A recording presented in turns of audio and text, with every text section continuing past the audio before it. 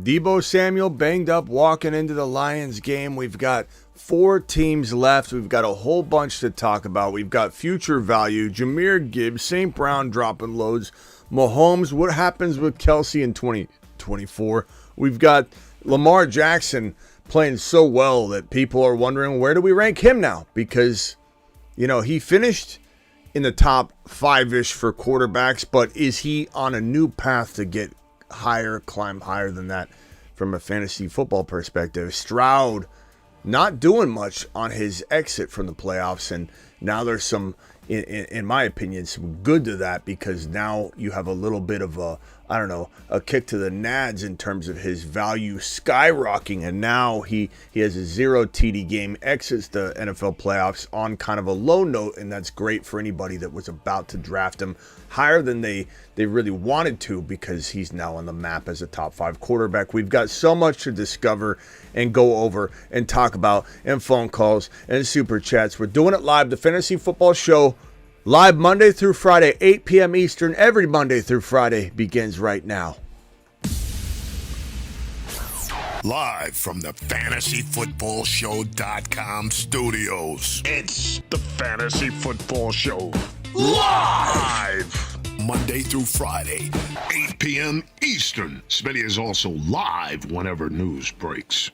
From the FantasyFootballShow.com news desk, here is your breaking news.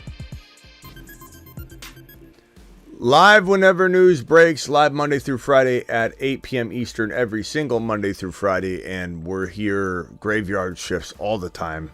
Graveyard. You're watching a graveyard stream. We're not live on a graveyard stream right now, but we will be doing live graveyard streams. You'll be hearing that a lot this off season. Well, 365 really, but maybe 4 or 5 nights a week we go live. Around midnight Eastern. Depending on if there's a game. Once the NFL season's over, we'll be doing drafts. We'll be doing like let's see, what is it? Wednesday, Thursday, Friday, Saturday, probably Sunday night straight marathon draft, best ball draft sessions. And I've got a little special treat in terms of the presentation of those, because we're going to attack best ball on those streams. When we're going live to do a best ball draft, it will be a best ball show. The topics will be best ball. The conversation will be best ball. Someone calls in and doesn't want to talk best ball, we might just hang up on them, because that's the format of those graveyard streams. Granted, we can talk about redraft value. That's all best ball as well. But we're going to make it a focus to hit best ball during best ball drafts. That way someone, because I have a lot of people say, Smitty, you don't do a ton of best ball content. We do. We talk best ball throughout those drafts. But guess what? We're gonna hammer down and hunker down on more best ball content, theory, strategy, graphics on screen, so you're watching a best ball draft and a best ball show. We are we're on Rumble as well, guys. Make sure you join Rumble. Ron Navy with the $5 hauler. Appreciate you, Ron letting everybody know we are on Rumble. Let's see if I can add that to this list here. I'll just put this makeshift rumble.com/the fantasy football show. Let me put this on the screen, but make sure you guys are subscribed. And this doesn't mean we're just like streaming this to Rumble, because we're not. I'm not streaming this show. I'm not streaming really any YouTube shows to Rumble. They will be Rumble exclusive content. Kind of similar to the Dynasty channel. We go live on the Dynasty channel every single night. I'm really wanting to go live on Rumble every night. They just monetized the channel on Rumble, so we can do super chats. The memberships are there. So absolutely going to be fantastic. And look forward to that. Rumble.com/the fantasy football show. Somebody type that and make sure that's let me do it. Rumble.com/the fantasy football show. I just want to make sure that's yeah, it is. It's doing it, and it's doing it live. We're only at 300 followers over there. You want to be in on something from the ground floor. We have 10 to 15 live viewers during any Rumble live stream. And so we're gonna build that sucker up. And if you want to be a part of something from the ground up, go do it live. Rumble.com. Let me paste that link in the live chat so you guys can subscribe to it. I might even pin it. Subscribe or follow, I guess. Follow on Rumble.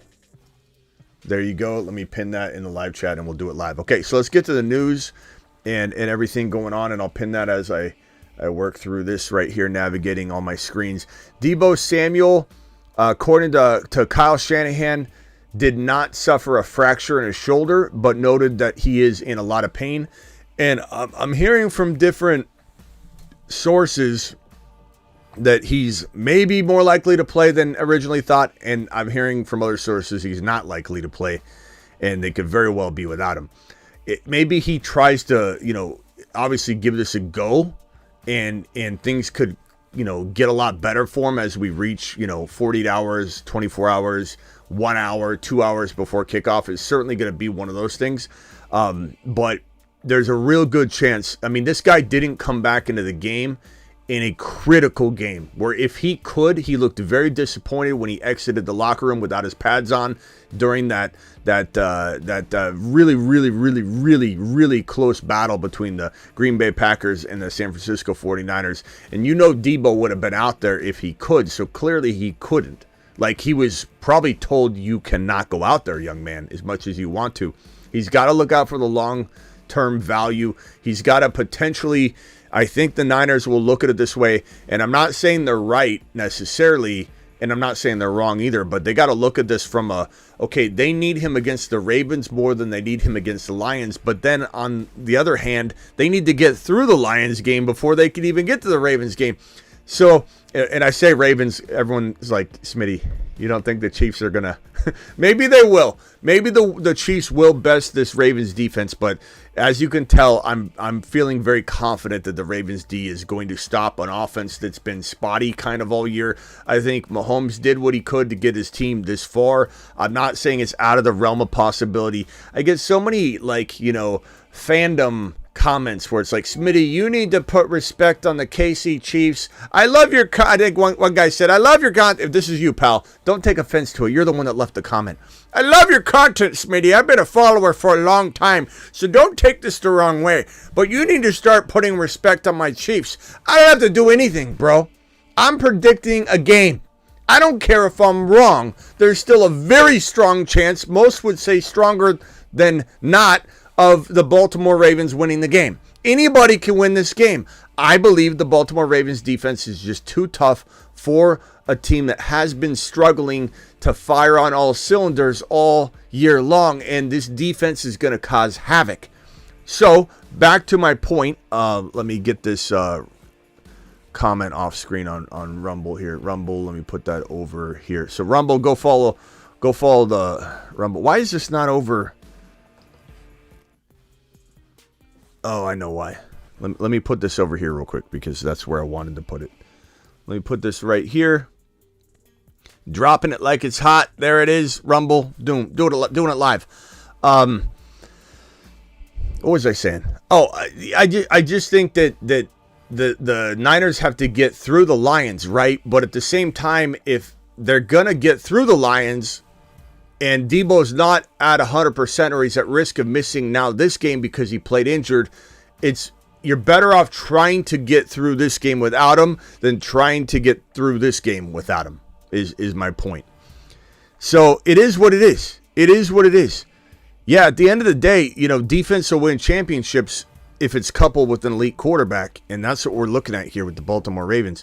I think that's probably what's going to happen. But look, this defense is fantastic as well.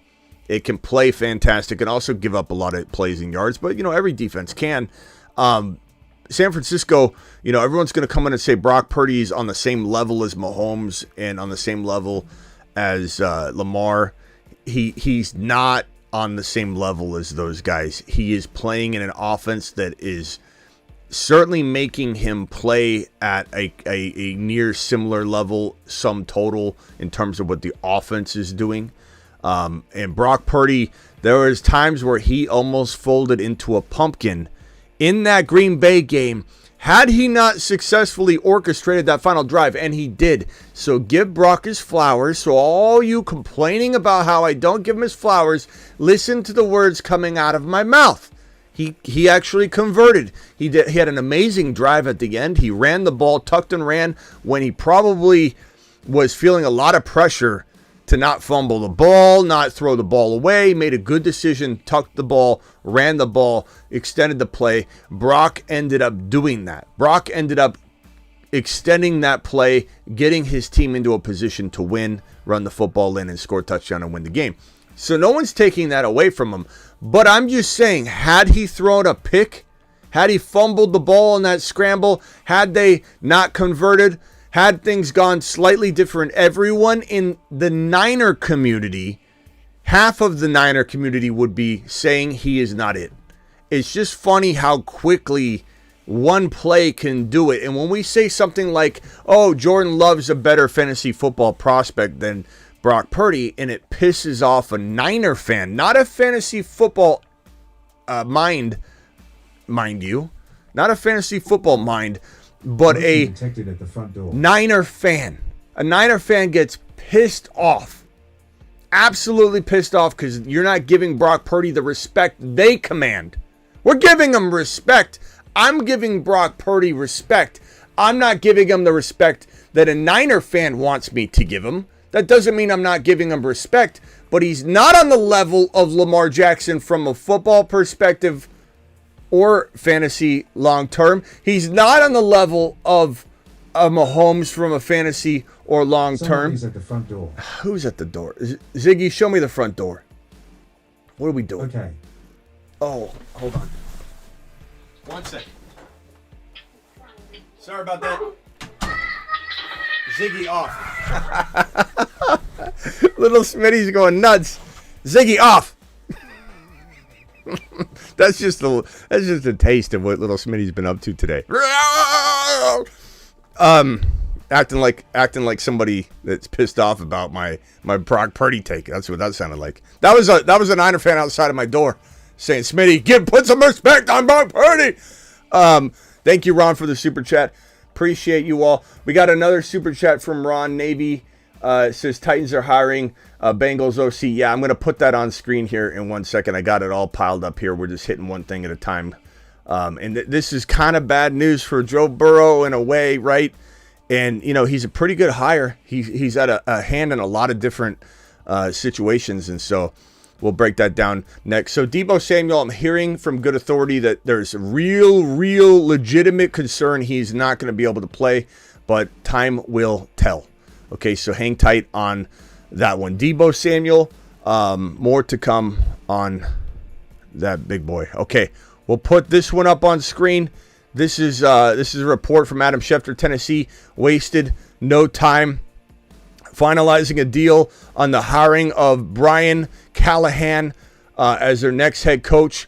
This guy is a good prospect. I don't know that he landed in a great spot though, but some will say that there's some talent on this team in Tennessee. I don't know that I feel that way. Callahan has worked under John Fox. He's worked under Gary Kubiak. He's worked under Jim Caldwell. He's worked under John Gruden. A lot of rumors of John Gruden in New Orleans, whether it's an OC job. Some say maybe they're feeling out what the vibe is, socially. What is the politically correct world saying about John Gruden interviewing for the OC job? No one say anything? Can we maybe interview him for the head coach job? Okay, let's see how far we can push this, because there's so many people against John Gruden and that are out to get John Gruden. John Gruden deserves a job. And so we'll see what happens there. Zach Taylor, and then the list of quarterbacks that's cut off. So I'm gonna shrink that down to size, put that over here, and expand this one, which has the full list. A list of some of the QBs that Brian Callahan has worked with: Peyton Manning, Matthew Stafford, Derek Carr, Joseph, obviously cigar smoking Burrow in Cincinnati. So this is a good hire. I just don't know that I believe in Levis. I just don't know how I feel about this particular situation for him initially, but it is an interesting one for sure. It definitely feels like a little bit of a kick to the momentum of Joe Burrow. Not that he can't survive this, not that it's just something that would be concerning. What did Gruden do again? That's for another day, Fremp. That's for another day. So okay, let's get to this one. Dan Quinn, a lot of coaching news. Jeremy Fowler reports that Commanders will host Dan Quinn for a second interview for their head coaching vacancy. This is kind of, you could say due diligence if they were to, I think, extend the job to Eric Bieniemy, but it kind of just almost spits in the face of Bieniemy that he came over as OC. He hasn't been elevated. He hasn't been brought up. They've interviewed him, but like, is this guy never going to, if he can't get a head coaching job on his own team, then it's like, will it ever happen? I don't know. Dan Quinn, Commanders will host Dan Quinn for a second interview. So hang tight on that one. We got a coaching carousel right here that we can definitely update and put the Bengals on here with a head coaching, or I'm sorry, the Tennessee Titans on here with a head coaching hire. I don't think I have him up on here, so I'll have to create a graphic for that. But they have completed and solved their head coaching vacancy. I'll put this right here at least until I get a graphic that I can put up here. But there we go. Congratulations, Tennessee, on filling your coaching vacancy, and now one of the teams is off the board. Zach Ertz signed with the Lions with the injury to Wright. They definitely could use another tight end, and he'll definitely be somebody that could be useful to this team, I think, to a degree. And he's certainly somebody that's got the veteran presence and ability to come in and just immediately pick up a system to a degree and at least be useful. Jim Harbaugh, Chargers have a second interview planned with Jim Harbaugh. Did they have it yet? Will have. Yeah, so it's planned. It hasn't occurred yet. It could have occurred by now, but I think it's not today. I don't know. I'll find out on that one. But Jim Harbaugh certainly making the rounds. It's just not to say this is where he's going to go, but it does feel like if he does head to the NFL and take his talents to the NFL, he will be probably the Chargers head coach. If I had to guess, that's kind of my feeling anyway. This one's weird. Dan Morgan, Panthers promoted assistant GM Dan Morgan to president of football operations. This could be you could look at this a couple different ways. You could say, good God, they had one of the worst teams in the National Football League. Good God, they haven't supported and they missed on their quarterback selection. Good God, how are we going to take a guy that's been a part of something that looks like it's a complete disaster and not even closer to being better situationally this year coming up than last year? What are we doing? What are we doing? However, is it more of let's get the better mind in charge who's been taking orders from, previous, you could say, decision-making that is now ousted out of the organization, and Dan Morgan is the better, sharper mind? It's hard to really know. To be honest, we don't have enough, I think, to really go on in terms of trying to suggest that this man's responsible for this or responsible for that, because he hasn't been in a position to really make calls. He's had to work with what he's got in front of him. And so now we will find out what he's made of. It's a little harsh to say, oh, he's been a part of the problem. We don't really know. But I think because we don't really know, it seems like a risky move unless they really understand what this guy's made of. And it's possible. So I'll put that over there. We got this report here from, this is probably my favorite head coaching potential hire. Lions obviously know what they're doing. Lions offense is obviously an absolute marvel right now. The way Jahmyr Gibbs is being used is an absolute, glory. And the way St. Brown's been operating, what this guy's got out of Goff, this is a fantastic coaching hire for whoever gets him. And the Falcons are interviewing Ben Johnson for their head coaching vacancy. This is great news because Bill is taking his time. The Falcons seem to be taking their time. A report came out a little while ago saying that the Falcons are the head coaching job is wide open. They weren't just saying Bill's the only answer. They're going to do their due diligence. And the fact that they're interviewing this guy, the great news will be when they give him a second interview. Ben Johnson is my favorite pick for the Atlanta Falcons job because I think he'll fill the quarterback spot properly. And I think he'll utilize Bijan no matter what properly. So even if, let's say, they don't bring the QB we want in, they're definitely going to have a potential ability, I believe, to navigate the Bijan Robinson situation no matter what happens at the quarterback position. Because he did prove how he uses Jahmyr Gibbs, he will use Bijan Robinson. I'm not scared of a divide. I'm not scared of a running back by committee. I know that they have used 2 running backs in this system, but very excited about Ben Johnson. So we'll put this news right here. Ben Johnson to the moon, man. Ben Johnson to the freaking moon. Nick Sirianni, this news here is indicating that he's probably staying put.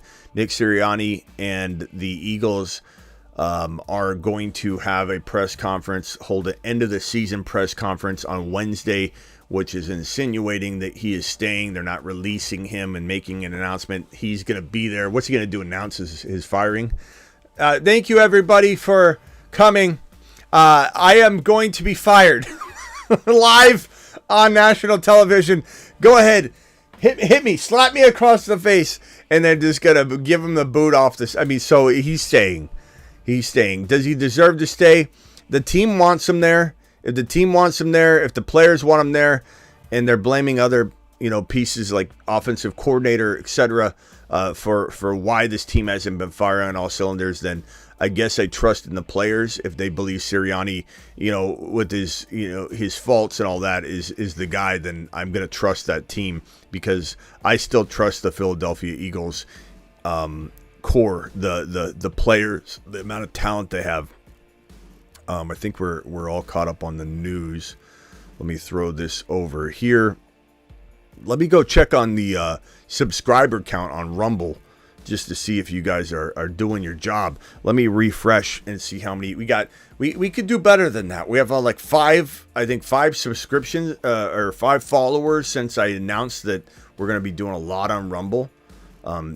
Not duplicate content, just Rumble rants, I'll call them. Smitty's Rumble rants. I'll be going on a rant on Rumble all the time. So please subscribe to Rumble.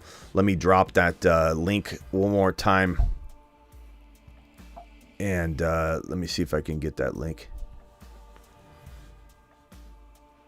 Let me see if I can pin it. Nothing's working. I've got two internet connections here. One of them is not even working. Thank God I'm on the other one. It's just if it's not one thing, it's another. If it's not one thing, it's a freaking another. We'll be opening up the phone lines here in just 1 second, so hang tight. Let me pull up the live stream again. And let me see if I can pin that Rumble link that I already dropped. I just got to locate the link. And no, I got to pin it again. Hold on a second. All right, here's the link to Rumble. I'm going to pin it as soon as I see it. Rumble, follow me on Rumble. There you go. Link has been dropped. Link has been pinned. Do it live. There it is. No, I pinned the wrong link. I pinned Isaac saying hello. Please pin link. There we go. Link has been pinned. Follow me on Rumble. Okay, not much else to really talk about news-wise today. I'll keep refreshing X right now and see if there's any updates whatsoever. But yeah, I mean, Peyton Manning and Brian Callahan worked together with the Broncos. Manning reportedly had raving reviews of Brian Callahan with Titans GM Rand Carthon. Carthon and Manning both played together with the Colts. So, yeah, fantastic hiring. I just don't know that that's the place I would have went. Some might say that, like, they like Levis, they like the ability to start over, to build. But I just don't think it would be where I would want to go. If I was Callahan and I had my choice of going, and I'm not saying he had his choice of going anywhere, but this is a quick hiring. The Titans just grabbed him, scooped him up. They didn't want to get left behind in this. They probably figure a lot of these guys don't want to go to Tennessee because they're thinking what I'm thinking, that it's not a very, very great place to build.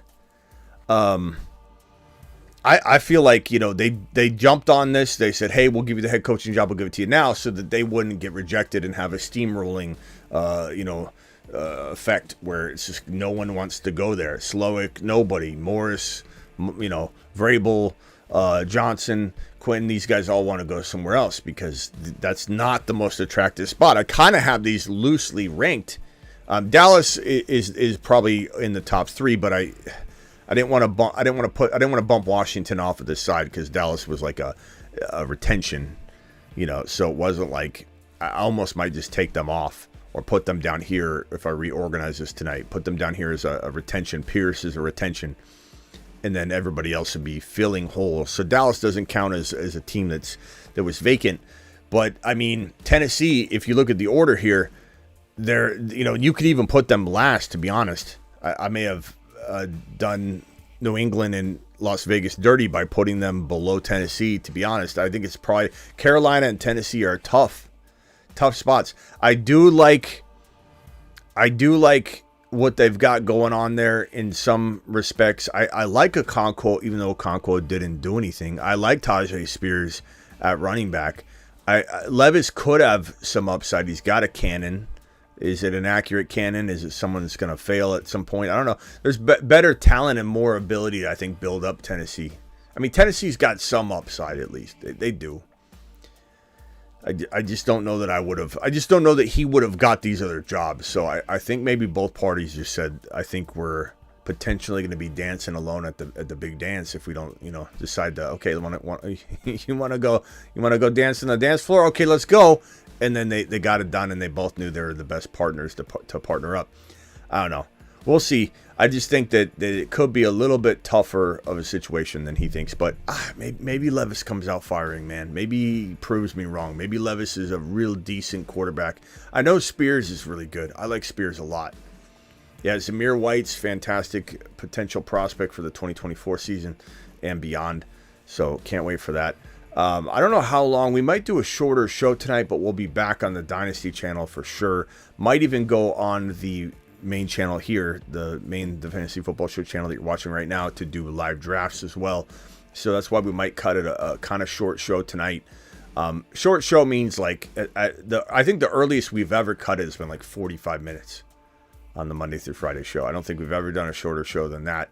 But we could be looking at a 45-minute, 50-minute show today just so we can get back and do the Dynasty show and potentially try my best. I can't guarantee it, but try my best to come on here and do some drafts of any sort. Let me pull up Underdog. Underdog Fantasy, make sure you sign up ahead of time. Underdog Fantasy, promo code Smitty. Let me just check and see what drafts they even have right now up. Hit that link. That link is right there.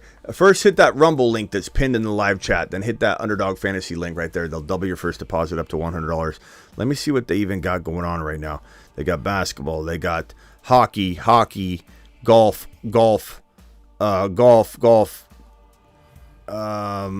Sunday knockout. There we go. Conference championship. They got that. Sunday hurry up. They've got that for $3. There's plenty. QB sneak for $2.50.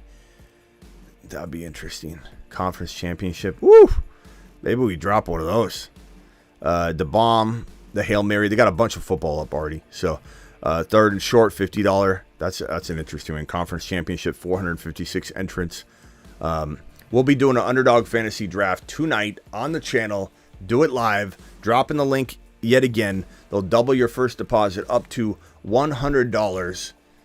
And if you want to draft with me, draft with us, hit the link now. The promo code is Smitty. The link inserts code Smitty for you. The link that's in the live chat, I'll drop it again right this very second. That link right there. That link is also in the description of pretty much every video. Or you could just use code Smitty if you download the app on your own. Just make sure you put code Smitty in there when they say, how did you hear about us? You get double on your first deposit up to $100. But we'll be drafting live and doing that. Let's hit the phone lines real briefly. We won't be doing... Call into the show. Call into the show. We'll do 30-second phone calls only today because your boy, like I said, is going to have to get out of here. So if you call in, be prepared, be precise. You will be hung up on after a roughly 30-second window of time. If your topic is very entertaining, I might let you have the whole 30 and then give you a big long answer and extend your time. But Make sure you're prepared to go. Ron Navy, you have 30 seconds to present your case, and we'll see if you get more time based on how good your topic is. Go. Well, Rumble, you'll have to let me know because I went in there and I was looking for how to subscribe, be a member. I can follow, but there's nothing in there I can see where I can join up and be a member. It's when you're live you see it. I don't know why they wouldn't have it outside of that. That's what I'm saying. They're still working on some things, but they've improved so much. But there were things like that bothered me earlier. You couldn't super chat. You couldn't. Now everything's getting upgraded, advanced, and but you'll notice it'll say subscribe when the live chat's there on Rumble. So next time you see it, hit it then. Well, I'm a follower and stuff, but I'm not as far as in here.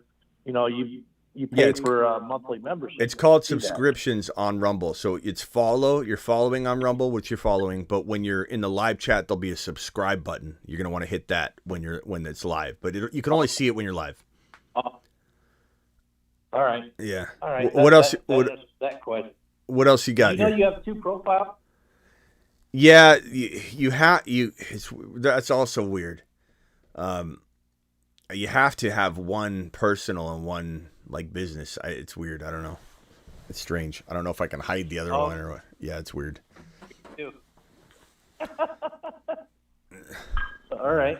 That might be something that they had and they no longer have. Those are the things that were just one thing after another. I'm like, what's going on over here?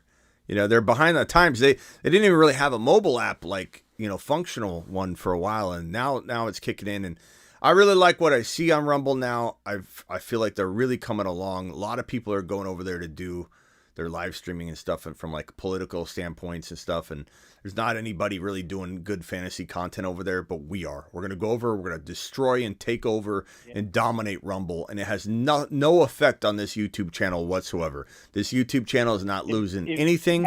I go live the same amount. We're just doing an additional, just like we go live on the Dynasty channel on the side as a side hustle to the channel. That's our side hustle. The Dynasty channel is our side hustle. That's our side piece. And Rumble will also be a side piece. They have nothing to do with tearing down any of the time spent on this channel. What? You're going to have two mains. Once Rumble goes, you're going to have two mains. You're going to have YouTube and Rumble competing both at each other, knocking it out of the park. I know you. I hope they're going back and forth. I have no hesitations in that'll happen. Yeah, I'm hoping. So Huffman said Rumble app on your phone. The notification when you went live came through perfectly. It came up and I clicked it. Takes you right there, and it's nice and easy. So if you haven't downloaded the Rumble app, download the Rumble app. Hit the notifications. Follow Smitty, and you'll get the notifications every time. And it's no problem getting in there. It's the link's pinned. That'll urge you to download the app and everything, and it's free. It's not. There are subscriptions over there, just like there are over here to get the special badge and everything like that. You don't have to get those, but when I'm live, you'll see that option, and then you just follow instead of subscribe. It's follow me on Rumble, and we've got if I refresh, I better have some more followers here. Hold on, let's pull it up. Are you guys doing your part over on Rumble? Let's see. I'm gonna refresh. There we go. We got a few, but still, under 10 so far since we started the live stream. We can do better than that. Those are rookie numbers. I just did a 30 or 25 minute show over there before this one. So if anybody missed it, I went live on Rumble before I went live on here. Hit that thumbs up button on this channel if you already haven't, because we got 95 and only 43 likes so far. Rookie so numbers. That. Rookie numbers. Hey, I know you don't really care, but the Steelers actually went out and they're planning on interviewing the quarterback coach for the Rams, Robinson. Mm-hmm. So they're going to be interviewing him for the OC job. And then a lot of people are calling for the Bills head coach's job. Yeah. They're mad. They were mad about that stupid fake punt. That was dumb. That was very dumb. And they were actually the only reason they did it, out of all the players to go through, right? 10-man on especially the in their field. own territory. They went to Hamlin just to see if it worked out. Then they were gonna, oh, he's the comeback player of the year, only playing 5 total plays all year long, and they were trying to use that publicity. Yeah, stunt what there, what but I heard was that there were 10 defensive, or there was one missing defensive player on the field, and so they decided they were going to try and take advantage of that, and they're like, let's do a fake or whatever. That's what I heard happened, and that's what the announcers were saying. I don't know, I didn't get a chance to actually count it out, but I believe that's what initiated them to go for the fake. That was really dumb. That was really dumb. The momentum was stupid. That was probably the dumbest playoff game. Yeah. Remember the first KC game, or when he decided to not squib kick and he kicked off and they ran it back in that 13 seconds, dude, and Kansas City won. Yeah. The stupidest. That was a dumb play for sure. Absolutely stupid. Anyway, that's all I really had to bring up, and want everybody to go to Rumble and do that. But you can move. I want to listen, but move on to your next call. Yeah, I'm not. I'm only gonna be here for about 45 minutes today. So, all right, Ron, appreciate you later. Yeah, I'm gonna listen though. Don't hang up on me. All right. Marsman, rock out. You were live. Hello. You're on. You're on mute. Yeah, we've got Deebo potentially out. I think CMC will be enough to overcome that. Do I think who's enough to overcome what? CMC if Deebo's out, enough to overcome the Lions if Deebo's out. I mean, this is kind of what I said. The catch-22 was like, okay, they may need Deebo to get past the Lions, but they 100% need him to get past the Ravens. So it's like, if you think playing Deebo against the Lions is going to, not cost you the game, but it might make it close or whatever, then but if you played him, he would be so much lesser healthy for the Baltimore game or the KC game. I'm sorry if you love the KC. But I mean, you got to assume the worst here. Like if the Niners face the KC Chiefs, I think the Niners can beat the Chiefs. I think if the Niners, their worst fear is to play this team that already bested them, and they're playing an amazingly tough defense, much tougher than anything that we've seen in the playoffs so far, other than, the Ravens are really the only defense I think that even comes close to being one of the most locked down type of defenses. There's some holes, there's some ability to do stuff, but there's short stuff. You can't do anything on them. They swarm you. 3 or 4 guys swarm you. They'll be throwing to CMC in the flat, and he'll get swarmed 3 or 4 guys, and they'll also abuse the hell out of CMC. So if Deebo's not there for that game, and it's all CMC, he's have a high likelihood of not making it through that game because they're just gonna pile drive him into the ground constantly. So they have to take this risk of trying to get through the Detroit Lions without Deebo if they believe that playing him would put him at risk for this game. That's my take. I don't know that they're going to, like, it's a bad, either way is bad. Like it's a lesser of two evils in a way. But I think the Niners still have a really good shot at beating the Detroit Lions even without Deebo, but this is like the Green Bay Packers situation. Could the Green Bay Packers knock off the San Francisco 49ers? Probably not in 7 out of 10 games or something like that. Probably not even 5 out of 10. But in 3 or 4 out of 10 games, the Green Bay Packers could win. And I think the Detroit Lions are the same way. Like 3 or 4 games out of 10, they could win. Even if you called it 3, that's 30%. Like there's a shot that this team, even with a healthy Deebo, could knock them off. So it's going to be fun to watch. I think the most entertaining Super Bowl will be the Niners versus the Ravens. I think that will be a very entertaining Super Bowl. I think what the NFL wants clearly is Taylor Swift in the Super Bowl, but that will be a very highly watched game. It'll still be very entertaining. I think no matter, and I don't mean this in a bad way to the Lions. I'm quietly rooting for the Lions.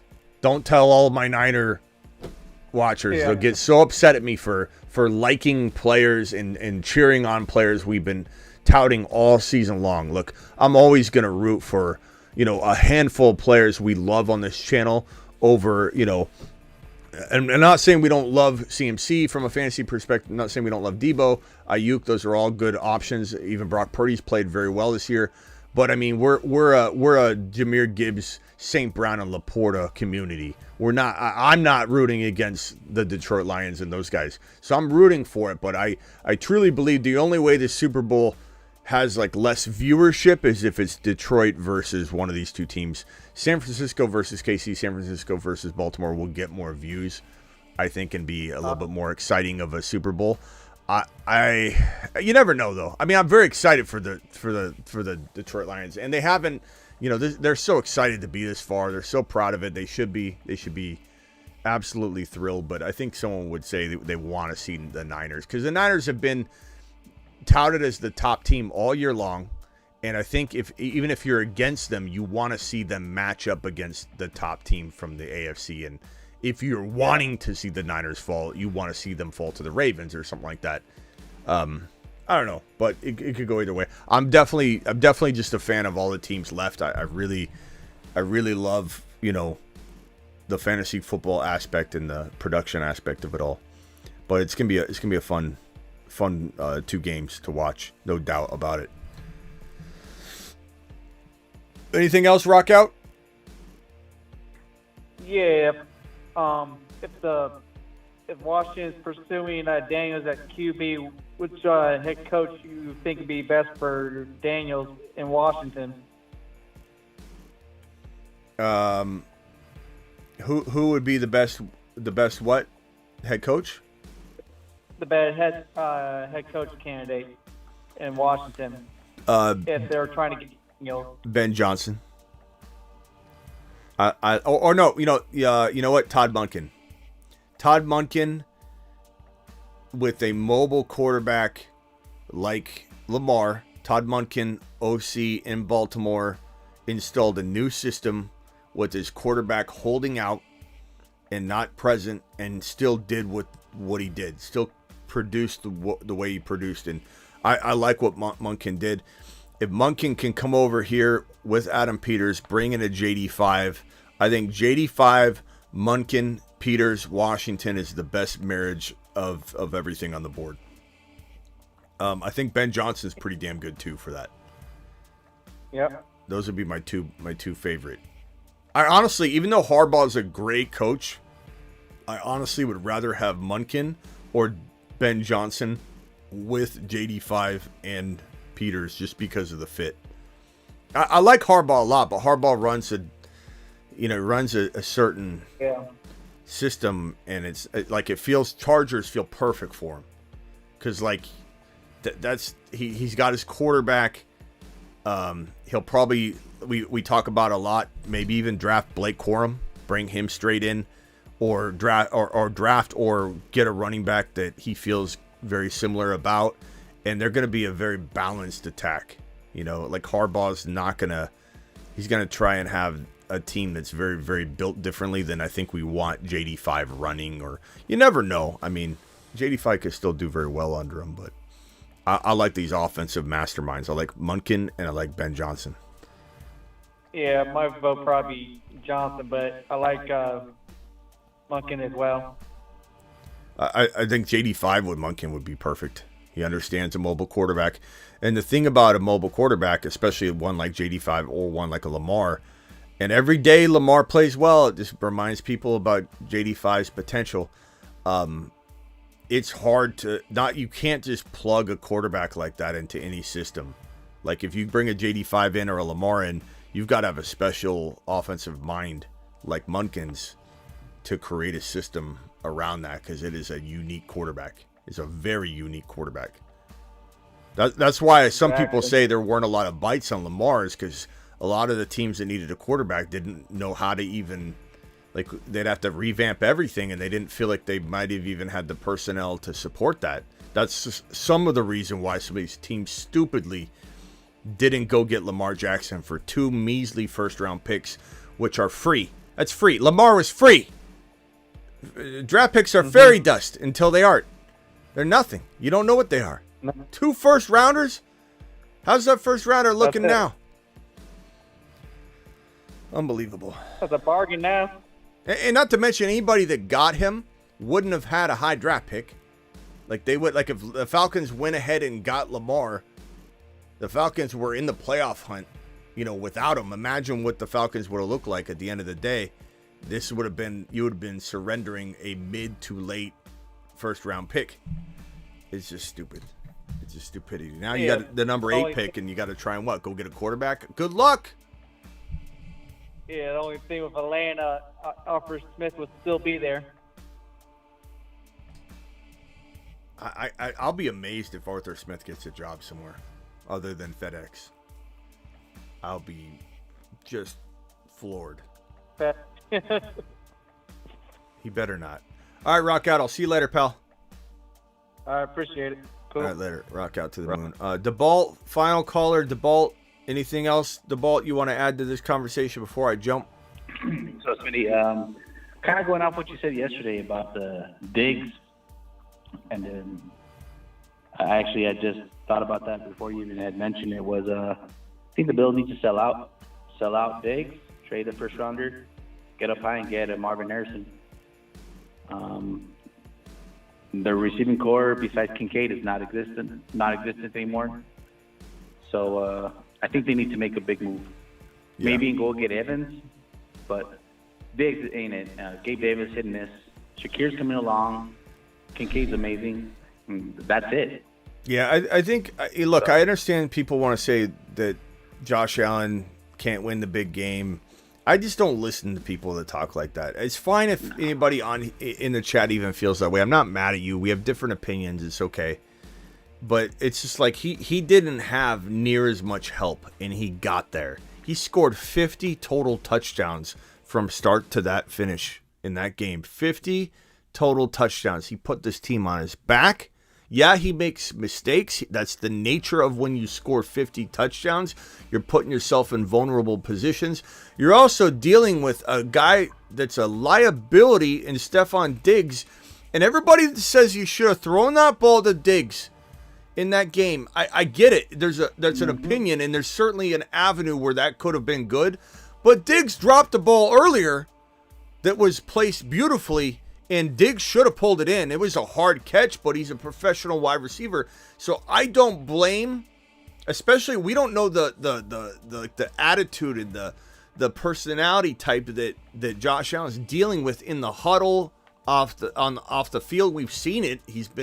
Diggs has been ballistic about different things all season long. He's been very quiet lately because he hasn't been delivering on top of being upset. He doesn't even want to be there. He doesn't look happy when they score. He didn't look happy when they were marching back and making a playoff run and they scored a touchdown. I think it went to Kincaid or Knox, and they showed Diggs. He looked pissed off that he didn't get the touchdown, and the team won the game. And you're just like, this guy, you can't blame Allen for dropping back and calculating, I've got a guy wide open in the end zone right now, cutting across the field, and he got hit when he threw the ball. Josh Allen's a very good thrower, and that ball went into the ground right at the goal line when the receiver, I believe it was Shakir or whoever it was, in the back of the end zone. It was like 10 feet, short because the ball got grounded. Clearly got hit. Had he have connected on that strike, he'd be an absolute savage and maverick. And just because he didn't throw to Diggs, which had Diggs caught the ball, he would have had probably right about enough for a first down given the angles of everything when you slowed it down. This guy dropped the ball earlier. This guy might have in the huddle been like, I don't care if we win this game. I'm not throwing to him either. And frankly, I don't know why he's even on the field, because he doesn't care. He doesn't even want to be there. So I get a little defensive over Josh Allen, not because I biasly love the man and I think he's the best quarterback in the league. He isn't winning the game. You can say whatever you want to me, and I'm just gonna shut my mouth, because down deep I know his day's coming. Down deep I know if they build around him, it will happen. You know who didn't win Super Bowls and was still an absolute monster? Dan Marino. There's some times where the situation is not what it should be, could be, or will be. And I do believe Josh Allen wins one Super Bowl at least in the next 3 years. I do believe that. And I think he needs a weapon. I do believe that. He didn't have a whole lot of help in this game. Pretty much put the team on his back. Bad coaching decisions. Did he miss a throw or two here? Yeah, I mean, he did. But he also got hit on some of those plays. You know, I get it. On that final drive, people broke it down. Did he make 2 bad decisions on both of these throws? You could say that he could have went this way or that way, but he also would have connected had he not got hit. He would have connected on that touchdown in the back of the end zone on that play where Diggs could have got the ball on the shorter route.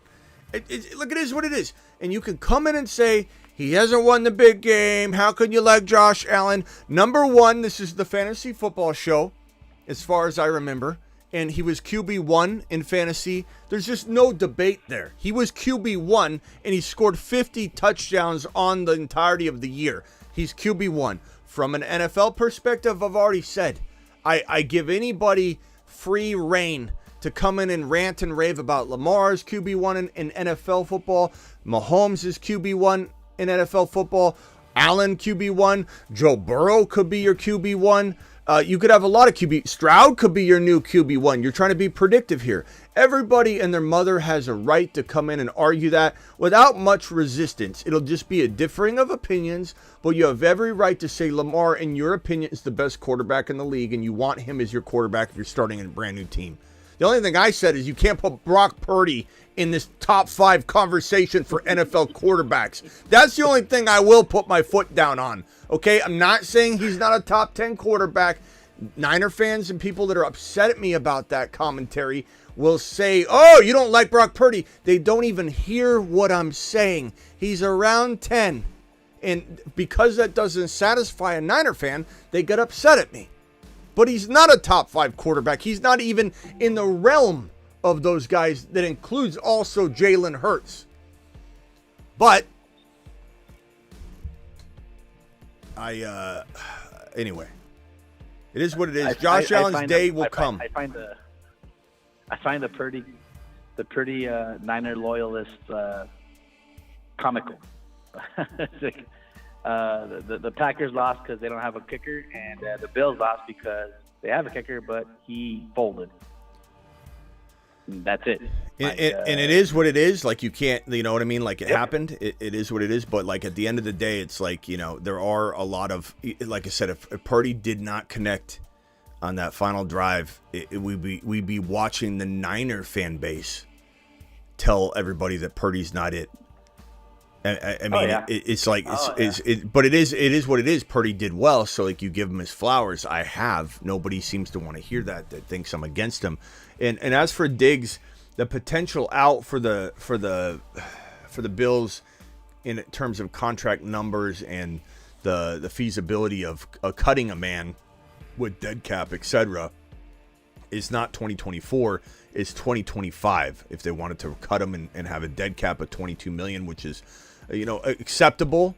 Cutting him would be $31 million, but it also would save them about $19 million in salary. So it's not out of the question that they would cut him and take a massive dead cap hit a year early.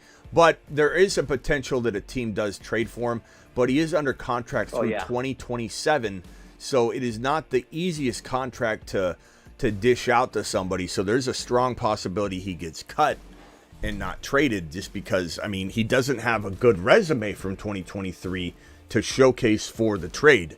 Like, you're going to twist some arms to get somebody to trade for him.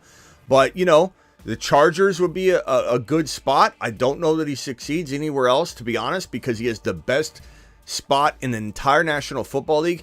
Diggs could not find a better situation if he tried. This is a quarterback that threw 50 touchdowns. There's so much to go around. If he's playing well, he will get and consume a ton of that. There's zero places that are better to play football as a wide receiver than the Buffalo Bills. When your quarterback can throw 50 freaking touchdowns. Diggs did really well at the beginning of the year. Sometimes we forget how good he was at the beginning of this year, but he turned 30 years old. He'll turn 31 during the season coming up. And the drop-off is real at 30. It really is. And if he walks into next year at the age of 30, turns 31 during the season, there's a high likelihood in a lesser situation, learning a new offense with a different quarterback, a much lesser quarterback from a touchdown production standpoint, because there is nobody that scores more touchdowns than Josh Allen. I mean, I know he runs a lot of them too, but there are a lot of touchdowns to be had, and there's not a ton of a competition for a guy like Diggs. If he still is Diggs, if he is still him, he could dominate like he had in the beginning of the year, but he clearly dropped off. Why? Attitude? Partly. Physical talent? Maybe. Attitude is a big thing, but slowing down, losing a step because you're 30 years old. 30 years old is where the decline starts to happen for wide receivers. Whether anybody wants to believe it or not, you get a lot of casuals that will come in and say something like, oh, he'll be good till 33, 34. He's got a couple more years. You don't know what you're talking about, bro. It's 30, 31. There are outliers, but you don't come in casually and say, like a casual will come in and say, okay, Christian McCaffrey, 28-year-old season upcoming. Who just had a 28-year-old season? Alvin Kamara. What happened to Alvin Kamara at the end of the year? We loved him all year. He did great for us all year, but he kind of started to tail off at the end of the year. What happened to other 28-year-old running backs this year? Aaron Jones couldn't stay healthy. It's a common theme. Christian McCaffrey's entering his 28-year-old season, and he's struggling to stay healthy right now. He's getting banged up. Now, I'm not saying he won't. I continue to stand by the point of if you have 4 or 5 leagues, it's riskier to not have him on one of your teams at least than it is to, it's riskier to avoid him than to buy into him on one league. 20%, if you're doing 5 leagues, 1 of 5, 20% of your leagues, sure. But is there a strong chance that at 28 years old, McCaffrey's going to go the way of Eckler, who just played his 28-year-old season? Austin Eckler, what happened to him? Aaron Jones, I don't care how good Aaron Jones has looked the past couple of days.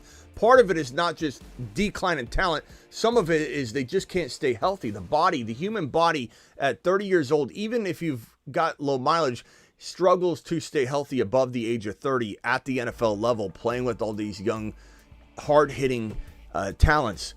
And at the end of the day, it's this. You're 28 years old, you're Christian McCaffrey, and what I was trying to say is a casual will come in and say, no, he takes care of his body. I think he'll be good for another 2 or 3 or 4 years.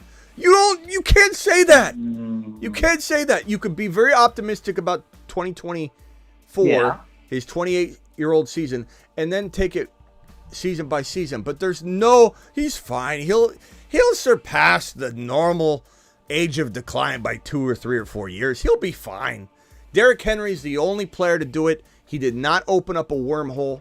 He did not open up a pathway. No running back you should expect to play good football at 29 years old. Only 28, and you're taking a risk. It's a calculated risk. I'm willing to take it right now with McCaffrey. Let's see how he fares the rest of the playoffs, and if he can exit healthy, then we maybe take the gamble on McCaffrey at 28 years old, his final hurrah, his final goodbye tour of elite play might be 2028. If you think it's 32 years old, you're living in la land.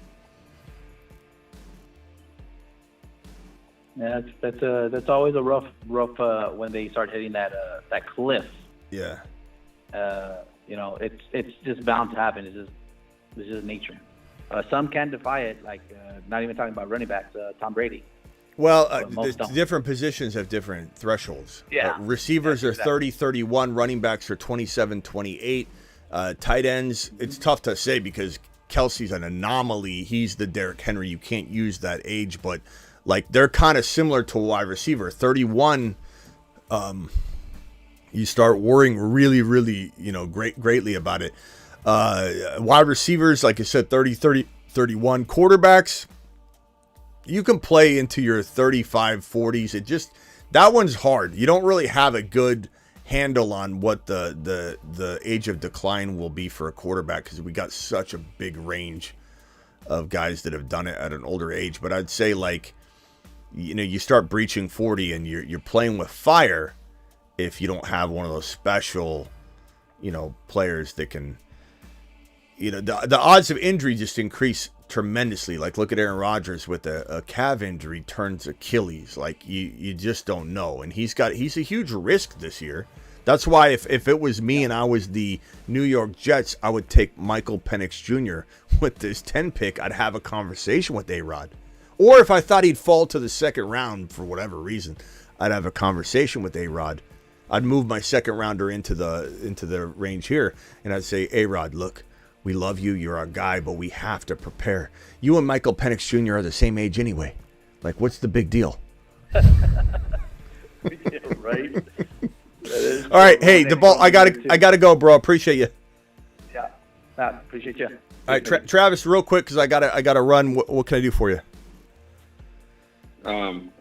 Just for on Allen there, people also said Elway and Peyton Manning would never win a Super Bowl either. And especially nowadays with the parity in the NFL and sports, most of your top guys eventually break through and get at least one.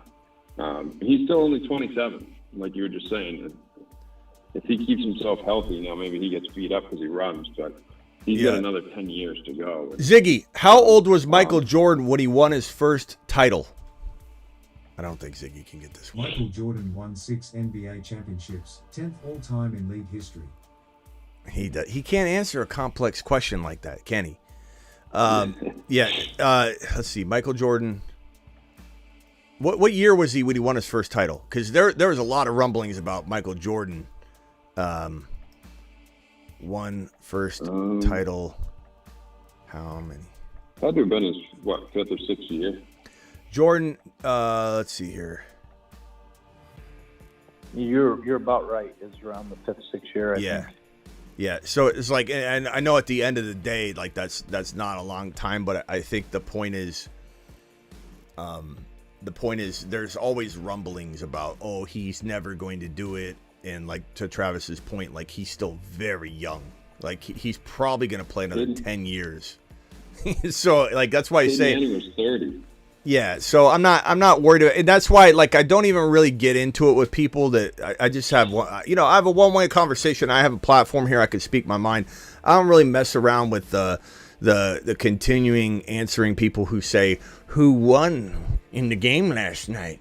One of the QBs threw an interception, or one of the QBs, had a touchdown drive to win the game. The other lost. Now how dumb do you feel? You don't realize that the Bills lost the game, do you? You young man.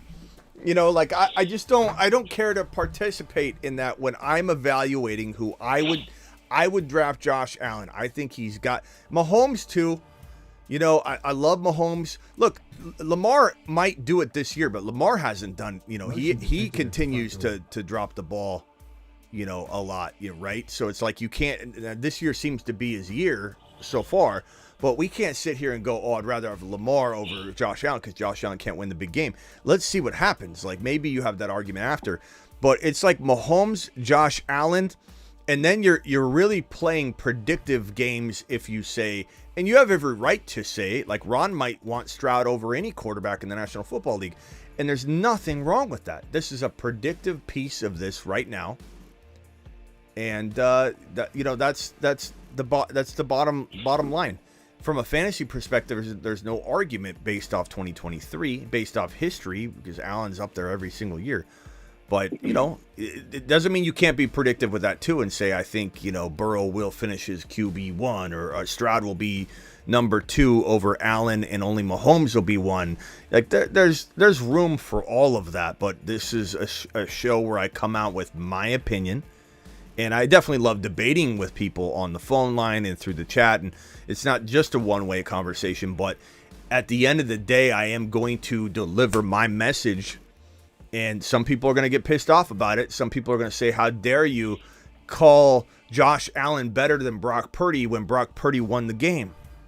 Like, that's not what defines everything in terms of even saying who's the better quarterback. Doesn't matter if he won. You know, is Goff better than Jalen Hurts? No. Like, did they win the game? Did they advance? You know, I'm not saying they faced it, but I'm saying, did they advance? Yeah. But, like, Goff's here as a Final Four team and Hurts isn't. Does that make Goff a better quarterback? No. So the same thing with when we're talking about Josh Allen or Mahomes and Purdy. If let's say, whoever doesn't make it to face off against Brock Purdy, is Brock Purdy the better quarterback because that other quarterback, Mahomes or Josh Allen or Lamar, isn't in the Super Bowl? Because one of them won't, or Josh Allen certainly won't be, but one of the other two won't be. Like, it's funny that people argue like that. Oh, guess who won? Like, that's when you're dealing with a fan. Like, they're a fan of their team. It's like, guess who won? Yeah. You know, or if it's like, oh man, guess what you would have said about Brock Purdy had he not converted on that drive? You would have been down his neck. I can't, if I shared with you guys some of the things that were said to me in the middle of that game about Brock Purdy from Niner fans, you would just lose it. And now he's the best thing again. It's so funny, man. It's so funny. It was like, okay, maybe we do need another quarterback. I'm not going to say any names, but let me just tell you, there was a lot being said about this kid. Dirty Birdie. I mean, he did look turdy in the middle of the game, and then he came back and he did compose himself. He's a good quarterback. He's a good quarterback. Did what he needed to do. Yeah, he's a system quarterback. He's a little bit above game manager like ability. He's not a game manager. He's a little better than that. Jimmy Garoppolo was like a poor game manager for Shanahan during his prime. I think Purdy's got more than that, but he's definitely more toward game manager than he is more toward elite top 5 NFL quarterback. Like, that's just ridiculous. Just mentioning his name with game manager is going to set people off. Oh, yeah. Balls Life says $5. Bold prediction. Sorry, Balls Life. Malik Neighbors is the wide receiver 1 in Dynasty heading into 2025. First round pick in 2025 fantasy football drafts. That's a bold take, but definitely, you know, something that I could, you know, I can see potentially happening, you know, if the landing spot, like if he lands in the Chargers situation here, like that would be fantastic. If the Buffalo Bills traded up for him and got him, if let's say Fields was traded to Denver and Denver didn't even use this 12 pick and they drafted Neighbors somehow, if he even fell there, there's a lot of scenarios I could see. But yeah, those would be them. The only problem you're gonna have with Neighbors, bro, if Ball's Life, if I had to tell you, is you're at a risky territory of him falling into a not so great spot. I'm not saying that he will for sure fall into a bad spot, but look at all these teams that are sketchy, like the Giants, the Tennessee Titans. You could say you like Levis, but is that really going to be the match that gets Neighbors to be the number 1 overall? Like, Atlanta is not going to take him. Chicago would be interesting for sure if they kept, whether they have Caleb or they kept Fields, that would be okay. Jets, I don't think you want that because Garrett Wilson's so good. That would be hard for them to coexist at that level. Minnesota's not going to draft a wide receiver that high. Denver could, but again, who's your quarterback? Do they have? If they spend this pick there, how do they get Fields? Who do they have as quarterback? Who's their QB next year? Las Vegas could trade Devontae Adams. Maybe they take Neighbors, and then who's quarterbacking if they use that pick on him? So there's some scenarios here where Indy would be phenomenal. Because they're potentially going to lose. They may franchise tag Michael Pittman Jr. But this is this Indianapolis pick. If this is Bowers, even if they've got to trade up, if this is Bowers right here going to Indy, or if this is Neighbors, even if it's a move up, whatever, that is glory right there. That is a fantastic fantasy football option. But there are several. You know, New England, if they took, I think they'll take a quarterback, but if they took Neighbors, moved down and took Neighbors or something, that wouldn't be the best spot. Arizona would be pretty interesting. Chargers would be good. Giants wouldn't be great. Tennessee wouldn't be great. Denver wouldn't be great unless they traded for Fields. Las Vegas wouldn't be great. if they got rid of Adams but didn't bring in an elite quarterback. So there's a couple spots that worry me about Neighbors, but like if he lands in the right spot, Ball's life, you're not off base whatsoever to love Neighbors as a top 5 dynasty wide receiver. I think Marvin Harrison Jr. and him are closer in some respects than people give him credit, but I think there's a lot of Neighbors truthers though that are going to agree with you. He's got like a fan club for sure, where people are like Neighbors. Similar to Gibbs and Bijan, there were some people that wanted to, in all due respect, Gibbs did play amazingly, but he didn't beat out Bijan. Bijan was running back 9. So a lot of people liked Gibbs over Bijan that wanted to make a bold statement with him, right? And so I think there are going to be a lot of people that want to be that guy that say Neighbors over Marvin Harrison Jr. You watch to get like a little reaction. So not saying you're doing that. I'm saying you're going to see a lot of people that get crazy about Neighbors really soon, especially if his numbers, his metrics, combine, pro days all end up vaulting his value up. All right, last thing, and then I got to run. Yeah, is O'Dunes in or Odunze? I don't know how you say his name. Odunze. Is he right there with them, or do you think he's a step below? I think he's right there with them, but yeah, a slight step below. But developmentally, like he could develop that gap could be developed. That gap could be situation makes him better than both of them.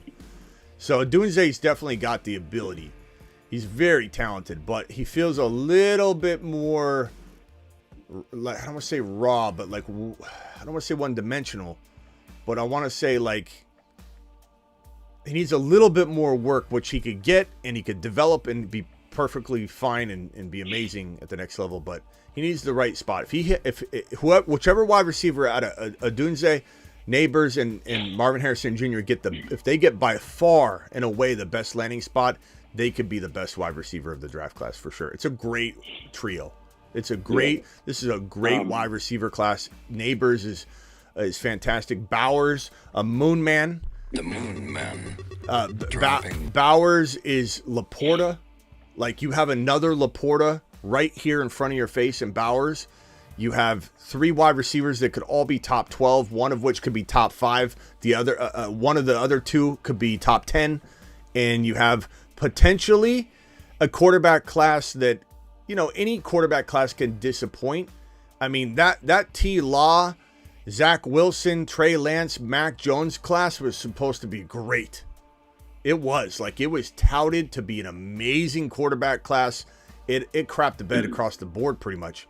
I think this one, though, feels a little bit beefier, and I think that we'll get at least 2 top 12 quarterbacks out of this draft class, but we have the potential for 4 to 5. But I don't think the landing spots will allow 5 to develop. I'm just saying the nice part about having 4 or 5 potential top 12 quarterbacks is that 2 or 3 of them, like a roulette ball, are going to fall in the right spot. And so instead of having 2 or 3 and then them fall in the wrong spots and then you don't get the production, you have 4 or 5 and a bunch of random spots on the board here. And where's the ball going to fall? Boom, boom, boom, boom. New England, okay. That could be okay. Washington, that's fantastic. Washington's going to be the craftiest QB landing spot in this draft because of Adam Peters, because of the fact that they've got 2 really good wide receivers, as much as we hate what Dotson didn't do for us last year.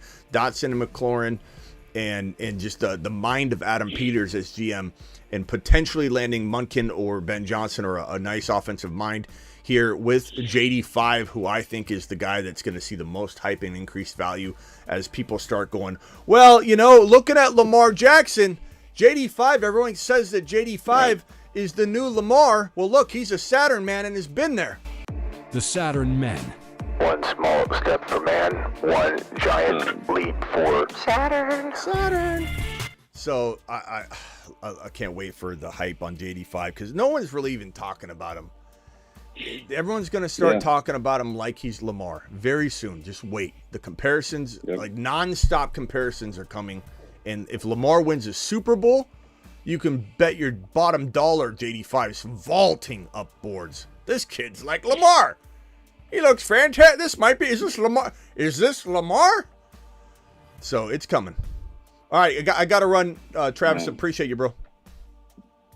Yeah, I'll just take it. Can you just give? I'll listen offline. Can you just give me like 20 seconds on how the Lions are affected, specifically Goff, but the other weapons if Ben Johnson leaves there? All right, thanks. I'll man. jump off and listen. All right, appreciate you. Thanks. Ron, anything else? No, I'm good. I'm just sitting there promoting your Rumble, which Perps didn't even know what Rumble was. Oh, Perps. We got to educate him. Perps might be my second all-time my second super chatter in Rumble history. Ron dropped the first super chat ever. Perps, it's gonna piss you off, but Ron came in there. I went live right before this show. It will not affect YouTube. I'm going live on YouTube as much as I ever have. Nothing's being dialed back at all. But maybe I'll go live on Rumble tonight. Later on to try and just get people on there. But Perps, you can be the second super chatter in the history of the channel on Rumble. It's rumble.com/the fantasy football show. The link is pinned in the live chat. Make sure you go over there and subscribe. Download the app. It's a much better experience on the app, just like it is on the YouTube app. But Rumble, let's see what we have in terms of subscribers. We're at, okay, we've still gained like only 10 on this entire live stream, but guys, hit that link and subscribe to the Rumble channel. We'll be going live, separate Rumble only live streams. They won't just be uploads of these videos or a duplicate live stream. It'll be a Rumble specific show, and I've got some ideas, and I'll let you know some of those, Ron, but of how to make Rumble different. So get ready for it. All right, Ron, appreciate you. Yeah, we gotta shoot you to the moon on all platforms, and that includes Rumble. Yeah, Rumble is going to be a big part, I think. I just love the way they're developing it now. They're bringing in a lot of big political people and people that want to go over and be a little edgy over there. And we're going to dominate the fantasy. The fantasy space is just non-existent. We're going to go crush it. All right, later, Ron. Yep, you're gonna crush it. Later. Later. And as for Travis's question on the Detroit Lions, I mean, look what happened to the Eagles when Shane Steichen left. I think the honest answer is I don't know. I don't know how well the Lions will keep it together. We'll truly only know how much the offense is tied to Ben Johnson once Ben Johnson leaves. We didn't fully know how much Shane Steichen had to do with the development of Hurts and the offense. Well, now we know. Shane Steichen is going to turn this man named AR5, who is a Saturn man. The Saturn Men. One small step for man, one giant Saturn. leap for Saturn. This man AR5 is going to become a monster under Shane Steichen, and I think that like my answer would be that I don't know. I think Ben Johnson probably is going to be a big hit. It almost sucks that these coaches get ripped after every single good season. Every single good season, a coordinator, offense and defense, a lot of time they get ripped from the team. It's like there's no continuity anymore. There's no longevity, and in a sense that could have teams turning over quicker because of how rapidly this is now occurring. And the coaching turnovers happen sooner. You don't get 4 or 5 years anymore, 6 years to get something done like you used to. So if coaches are getting fired at a quicker pace and they're being hired at a quicker pace, then you're going to have turnover with the higher up teams that have their offensive coordinators getting ripped out from under them. I mean, to go from Philly to go where Philly was last year to getting their offense kind of jostled up, it's all good. It's just a $100 loss. You talking about some kind of underdog thing. All right, hey, I appreciate you all. Don't forget Underdog Fantasy promo code Smitty. I'm hoping we go live to draft tonight. Code Smitty. If not, we'll do it tomorrow. And don't forget Rumble. We're on Rumble now. We were on Rumble, but we didn't do anything with it last year. We're going to take over Rumble. Just like the Dynasty channel, I'm going to try and do one live stream a day on Rumble. Rumble.com/the fantasy football show. It's pinned in the live chat. And get on over to Underdog Fantasy, promo code Smitty. That link is in the description of the video, and I'll drop the link right now in the live chat. Underdog Fantasy, that link has been dropped. Underdog link just dropped. Rumble link in the live chat. Follow me on Rumble. Make sure you get a notification. They're specific Rumble shows only. And we're going to do it crazy over on Rumble. Appreciate you. See you later. Legend has it if you say St. Brown 3 times in the dark in the bathroom, you will immediately lose your league. Liftoff of mission 3, 2, 1, 0.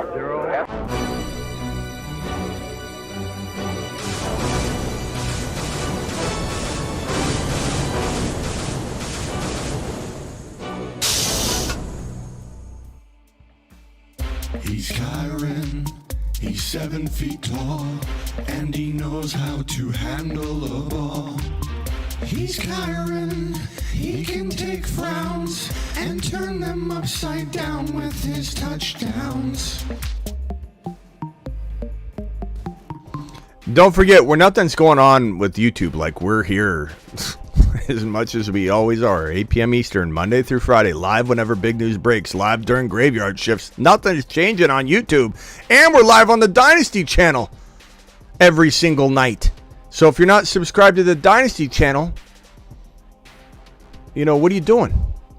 And so go subscribe to the Dynasty channel, link in the description. Go subscribe to the Rumble channel, link is pinned in the live chat, and link should be in the description, I think.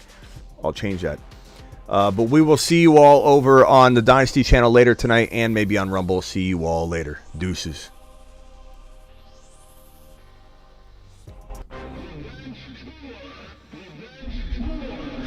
It's time for some revenge, baby.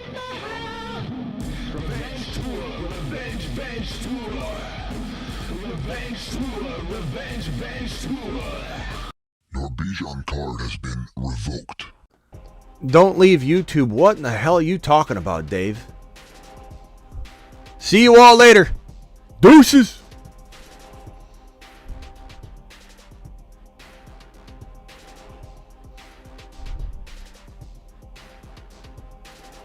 Yeah, 2 accounts show up on Rumble. I got to figure out what I need to do with that.